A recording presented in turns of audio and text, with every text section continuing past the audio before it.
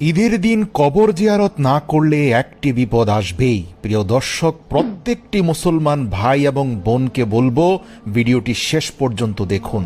আল্লাহর রাসূল সাল্লাল্লাহু আলাইহি ওয়াসাল্লাম বলেছেন, যখন দুনিয়ার বুকে ঈদের খবর ছড়িয়ে পড়ে তখন বারজাখ তথা কবরের জীবনের বাসিন্দারা দুনিয়াতে বেঁচে থাকা তাদের আত্মীয় স্বজন ও পরিবার পরিজনদের কথা স্মরণ করে এবং তাদের উদ্দেশ্যে কবর থেকে বলতে থাকে, আমরা দুনিয়ার জীবনে ঈদের দিন আমাদের আত্মীয় স্বজনদের জন্য কত কিছুই না করেছি। আমাদের রেখে যাওয়া সম্পদ ভোগ করে আমাদের বংশধররা কত আরাম আয়েশে আছে, কত কষ্ট করে হালাল হারাম না বিচার করে তাদের জন্য এত কিছু জুড়িয়ে কবরে এসে শুয়েছি। অথচ আজ আমাদের মৃত্যুর পর আমাদের বন্ধু বান্ধব ও আত্মীয় স্বজনেরা, আমাদের আপন জনেরা, আমাদের বংশ